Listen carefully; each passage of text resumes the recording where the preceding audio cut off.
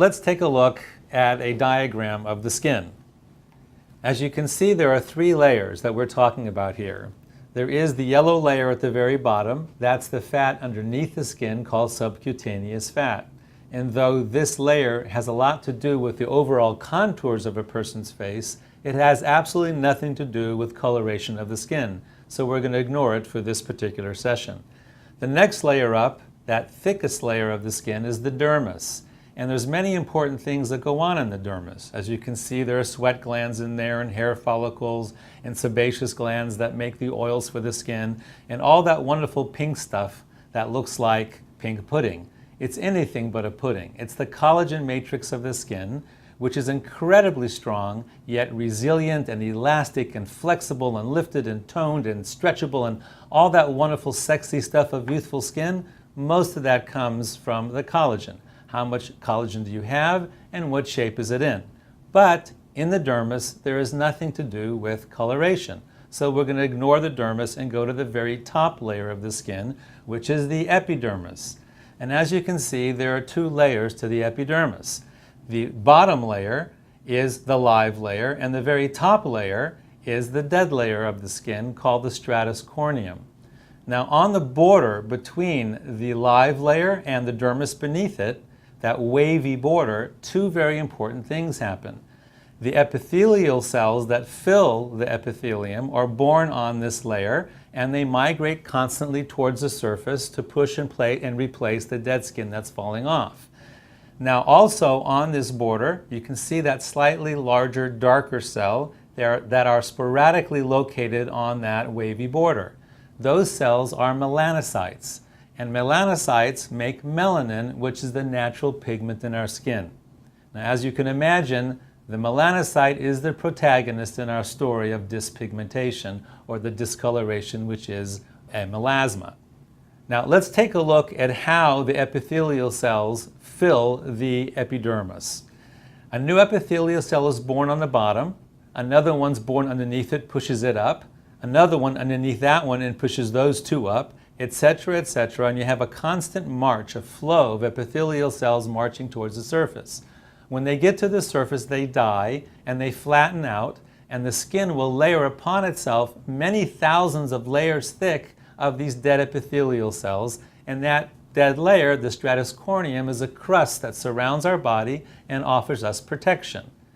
Now, right next to them, of course, are the melanocytes, which are making little packets of melanin that are being absorbed into the epithelial cells as they march towards the surface. By the time they get to the surface, they will have within them the proper complement of melanin as determined by your genetic programming. Now, in regards to the genetic programming, there are 6 different levels of melanocyte activity and sensitivity. So if you were a type 6 skin, it means that your melanocytes are working overtime, 24/7, making the maximal amount of melanin, and your skin would be as black as this wall behind me. There's only a couple of populations on the planet whose skin really is that dark. For instance, Ethiopians or Sudanese, whose genetic endowment comes from developing under the sub-Saharan African sun. And these folks, of course, need a lot of protection in their skin from the sun, and that's why their skin is so dark. On the other hand, if you were a type 1 or type 2, you would be like from northern hemispheres, Scottish or Irish, very, very, very pale skin. Skin whose melanocytes are so inactive, they can't even tan. If these folks even think about going into the sun, they just burst into flame and they burn. Type 3 skin would be European, such as myself, Italian. Type 4 skin would be Asian or Hispanic or some Semitic skins. Type 5 would be all the browns associated with Africa. So there you have it. Those are the 6 different levels of melanocyte activity that give us our natural skin color. Next question. What's the purpose of having melanin? What does our melanin do for us? Well, as I implied a couple of minutes ago, melanin protects us from the sun. Yes, all of life on the planet is dependent on sun. And yet sunshine is also sun radiation, which is extremely powerful. It will chip the paint on your house, it will fade the paint on your car, it will dry things out and deteriorate them, and in fact, if your skin was doused with too much sun, it would damage your skin. The melanin in our skin, especially that top layer, remember the stratus corneum, all those dead cells, they are filled with melanin. It's like a wall of melanin, and the melanin will absorb the sun as it comes down, the sun radiation as it comes down, so that it doesn't penetrate deeper into your body, deeper into your skin, and damage you. So let's take, for example, a case of 3 ladies, 50 years old, who all have pretty much the same lifestyle, same sun exposure, same diet, same everything. We'll have a black lady, an Hispanic or Asian lady, and a white lady. The black lady is going to have the healthiest, most beautiful skin because her skin is best protected from the sun. She has more melanin. The Asian Hispanic will be the second in this race, and the poor white lady is going to be the most sun damaged, wrinkled and saggy, and probably cancer. Yes, too much sun exposure can definitely cause cancer in your skin.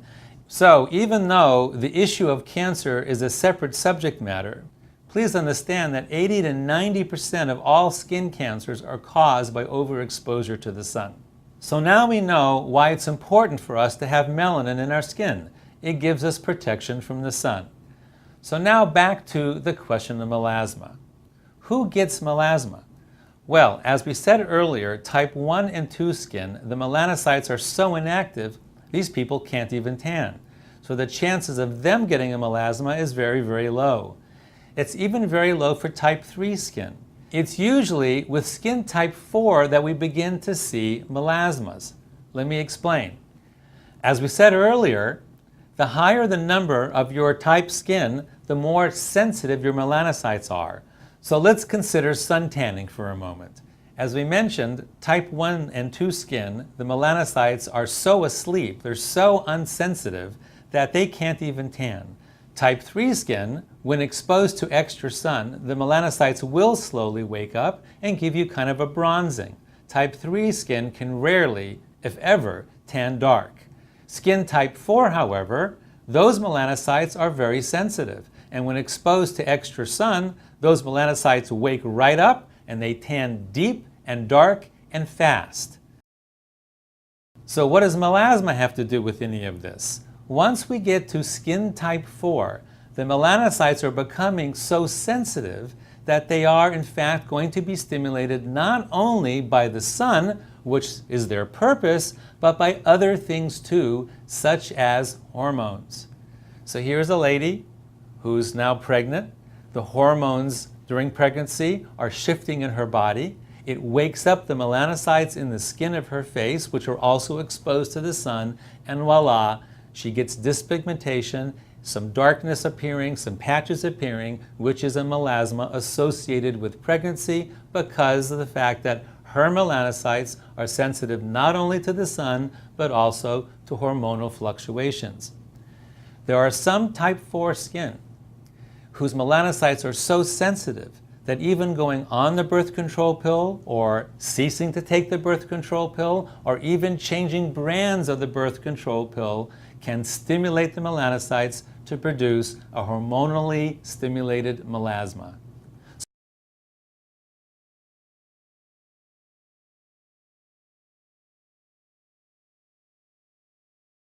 So how about type 5 and type 6 skin? Yes, they too are subject to melasmas associated with hormonal fluctuations, but their baseline color is already dark enough that sometimes, even with a melasma, you won't be able to see it. So therefore, it's skin type 4, whose baseline color is relatively pale, but whose melanocytes are very sensitive to not just the sun, but to other things such as hormones that can get a melasma. We affectionately call skin type 4 in our clinics the unlucky duckling in the middle.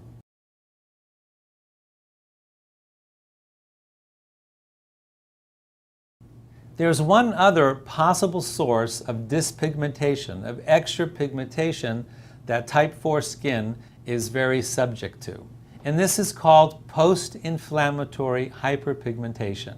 For instance, for type 4 skin, any inflammation or irritation to the skin that irritates and stimulates the skin can also irritate and stimulate the melanocytes.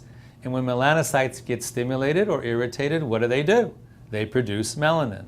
For instance, for an Asian or Hispanic that has an acne blemish, the inflammation of the acne blemish, especially if you pick it, can cause a brown spot. Even after the actual blemish goes away, the brown spot may persist for weeks or even months.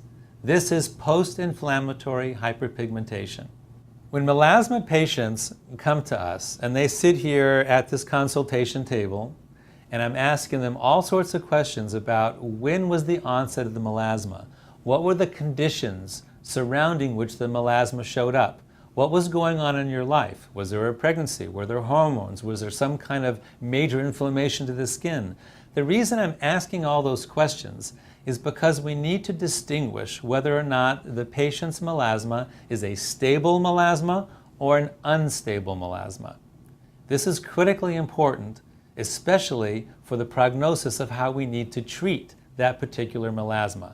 The best way for me to explain what is actually going on in the melanocytes of the skin that is producing too much melanin and creating dyspigmentation or melasma is to use the metaphor of a house with many rooms, and in every room there is a thermostat on the wall that controls the temperature of that room. And throughout this house, all the thermostats are set at a perfect 72 degrees, except for one darn room where the thermostat is set at 80. And whenever you go into that room, it's hot. So the thermostats in the melanocytes of a melasma are set at 80, and they're producing too much melanin. Now, if we simply go into that room and open the windows and vent that hot air, that's great. But as soon as we close the window, the temperature goes right back up because the thermostat is still set at 80 and the heat comes right back. So how does that relate to the melasma on the skin of the face? If we only treat the color of the skin of the face and bleach out the melanin that's there without resetting the melanocytes whose thermostats are set too high, the spot's going to come right back. Now, I would say that 99% of the women who come here from all over the world have tried virtually everything, dozens of different treatments that are bleaching out the melanin in the skin of their face, but the spots come right back. And if you are watching this, you've probably had exactly the same experience. Therefore, what the treatment needs to do is reset the melanocytes to bring them back to 72 degrees so that the spot doesn't come back. In a stable melasma, whatever it was that caused the melanocyte thermostats to be reset at 80 has passed, and so now the melanocytes are stuck at 80. Therefore, when we treat them properly and reset their thermostats back to 72, they stay stable at 72. On an unstable melasma, whatever was in your physiology that reset those melanocytes up to 80 degrees is still functioning. It's still hiding someplace in your physiology. As if there's some kind of ghost in the machine or ghost in the house that's walking into these rooms and keeps on shifting the setting on the thermostats of the melanocytes. And therefore, even after a successful treatment where we reset them to 72, whatever that thing is, perhaps a hormonal fluctuation that you're still living with, could reset those melanocytes back up to 75 or 78 or 80. And so we're constantly chasing it.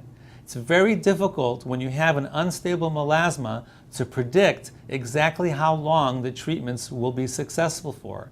The melasma may return in a couple of months or maybe 6 months, but we simply don't know because something in your physiology is unstable.